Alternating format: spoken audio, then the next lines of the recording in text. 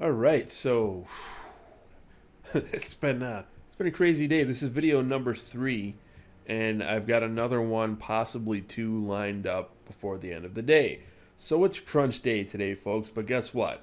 EverQuest Online Adventures just got an article in Massively OP.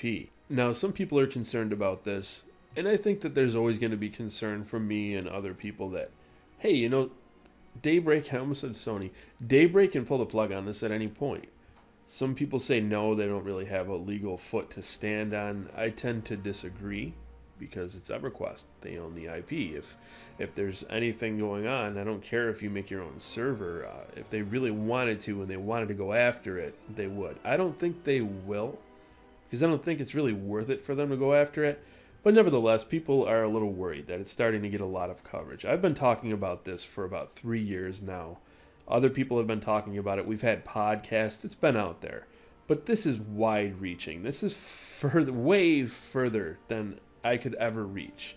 The best I think I've ever done with one of my EQOA videos talking about the emulator and people trying to get the revival off the ground is about 9,000 views. So this is some next level stuff, and the exposure is fantastic. The article itself is great. It talks about all of the strengths of EQOA, the weaknesses, the fact that it came out on a console at the time that it did, when online gaming on consoles just was not that prevalent. I've said this so many times about so many fantastic games during the PS2 era that have been swept under the rug. They didn't do good. If they would have came out on PS3, I think they would have done far better. It also addresses people saying that EQOA is kind of like a dumbed down version of EverQuest, which always made me mad. It certainly is not. And in terms of difficulty, EverQuest, when I left it, EQOA, when I left it, was more difficult than current live EverQuest. Not P99, but it was still a pain in the ass. You didn't have to get your corpse, but you did get debt, and it really sucked. You had a huge world you had to traverse. You couldn't just teleport everywhere until you signed the ledger for the coach, and then you could teleport around to major towns and shit. But it had that open sense of adventure. You could go anywhere, and they touch on that really well. I think that the article is definitely doing a service to EQOA, and it expresses the way that I felt about it. The sense of adventure, the sense of companionship. It was fast enough, but not too fast. There was time for people to still talk and form friendships and bonds. I mean, I met my wife on EQOA, folks. So this is something that had a lasting and profound effect on my life. And to some people that's, sounds ridiculous, but to EQOA fans, they're like, yeah, I totally get that. MMORPG fans in general can understand that, especially old school MMOs that really encourage that socialization that you just don't get anymore.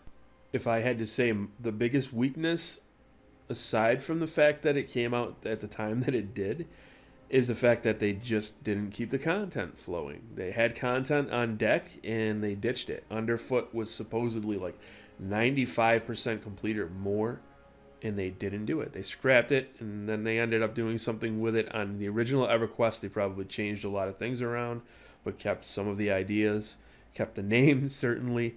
So after that point, people just kept leaving. And I think that was one of the biggest things.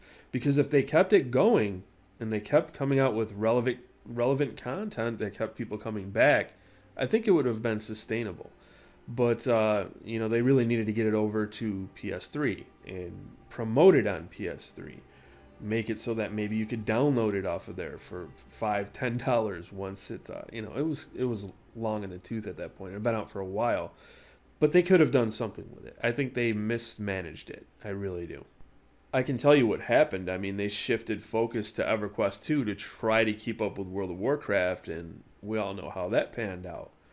I've always said that EverQuest 2 isn't the real EverQuest 2, it's EQOA. If you had to ask me which one would have been better as an EverQuest 2 and was more similar and better represented what EverQuest is, EQOA certainly would have to be that game. I'm sorry, that's just that's my feeling on it. It was a lot closer to that original formula. And people tell me, in the beginning EverQuest 2 was like that as well, but then they started to mold it into World of Warcraft. Well, oops, because that didn't really work out. I think they were screwed either way. Blizzard came through with World of Warcraft and What they did, they blew up the genre. They caused so many other games to try to be just like that game. It flooded the market, and it just started this recession. And it seems like everybody in the MMORPG industry has taken a hit from that. And it's certainly not the golden era that I remember. Nevertheless, I think it would have been great if somehow they could have put a cash shop in there to keep it going, support it, come out with new content for it, but they didn't do that. So the best shot at getting this back is the EQOA Revival Project. And it's not doing too good right now. They're kind of at a standstill. We need people that can come in that know how to do all of this shit that can help. They're basically looking for people who have programming skills, they're good with packets, know how to use Python. That's one of the things that they were stressing. All of this is Greek to me. I don't know anything about any of this stuff. But that's what they're looking for in specific. And I have to stress that this is something that if you're interested in, you shouldn't come at it lightheartedly, because it's something that you're going to be doing for a while. And you have to get caught up to where they are. They have to get you up to speed with everything that they've been working on. So it's not something that's going to be done in a matter of months. It could take years. So if this is something that interests you, let me know in the comments section below, and I will put you in touch with these guys. Because yeah, it's this is like the last hurdle right now, folks. And I'm talking to just a general audience now, people who don't understand any of this coding stuff, and people who just want to play EQOA again. It's this is the last hurdle. Once they get over this, at that point, it's a lot easier. We have a lot of people that are waiting in the wings. Once they get over this hurdle, they can now start to push towards doing other things and building a server. And that's, from what I understand, that's just basically a walk in the park. So the hardest time is right now. This is where it's going to make or break. And that's pretty much what it comes down to. We really need people to help us get through this. Well, I say us, I'm not working on anything. I'm just putting the word out there. There have been quite a few people who come on board, and then they see this huge mountain of coding and all of this craziness, and they eventually just kind of fade away, and we don't hear from them anymore. That's something that we're not interested in, and that it's really tough to find people that are dedicated and passionate enough to work on something for free, right? You're not getting anything out of this. It's a lot of time, it's a lot of work, and that's the struggle to get EQOA back. So there you have it, folks. Reaching out to some people to try to get this thing moving, get the ball rolling a little bit faster here. And that article was fantastic. It's good to get that exposure. I'm feeling a lot of hype around this now. I'm feeling a lot of buzz around EQOA.